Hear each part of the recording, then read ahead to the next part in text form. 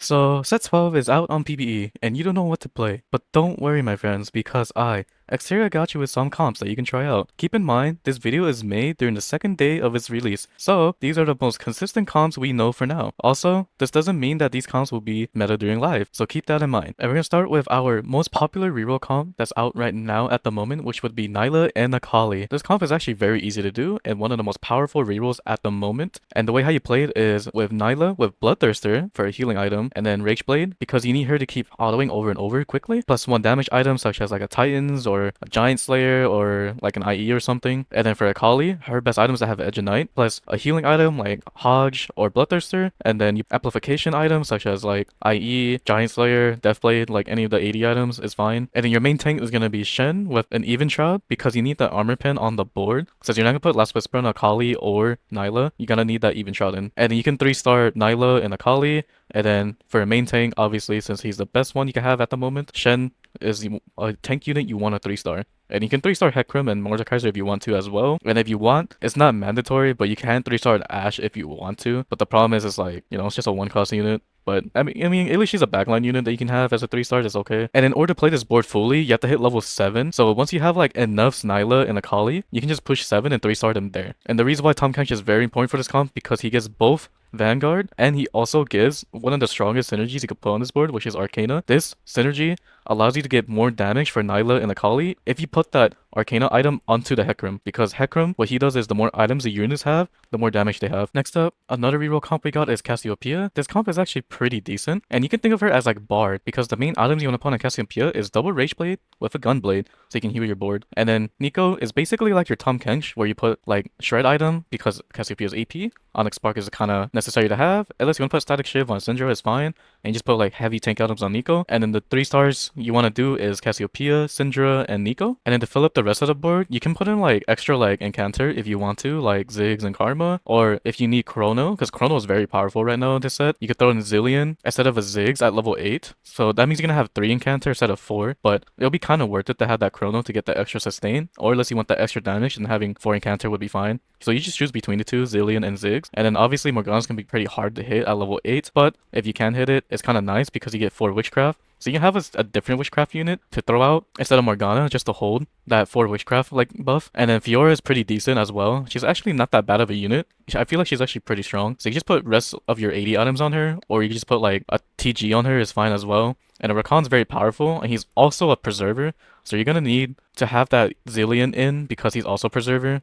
And same with Morgana, they're preservers as well. And what preserver is basically, it just gives you like more mana on your board. It's basically like the invokers. Now we're gonna go out of rerolls and finally play this, which is Olaf, Frost, and Pyro. This comp is actually very strong right now at the moment, and the reason why is because Olaf is actually a really yoked unit, and Frost is a very strong synergy in general too. And on top of that, you can easily synergize it with Pyro because Varus is a blaster with Hui, and Shen is also a Bastion with Diana. So these two are actually really strong together, and it gives you more attack speed for Olaf, which is very beneficial for him. And then for Olaf, best items would be Bloodthirster, a Titans, and a Sterak's. Honestly, Sterak's is actually really strong this set, I feel like, personally. So I actually recommend building Sterak's on him. If you cannot build a Titans, it's fine. You can just build like Bloodthirster, Sterak's +1, but Titans is pretty decent on him, so you can have that. And then just put your tank items on Shen if you can fit it in. And then if you have the emblem of Frost, just throw it on Varus and put Spirit Sojourn on him because he's a very strong unit right now too. But if you cannot have that extra Frost in because you have to play 7, just take out the Shen for now and then just throw in like a +1 like Frost. Or unless you can't have Diana at the moment, you can hold with just using 5 Frost and then just throw in a bunch of random Pyros so Olaf can get extra attack speed on the board. And if you get extra leftover AP items, just throw it on Hui. And then Diana benefits pretty well with AP as well, so you can throw it on her or Hui. If not, you can just throw TG or tank items as well, and Diana's fine as well. And speaking of Pyro, we could do vertical Pyro as well, where Varus is the main carry with Spirit Sojourn,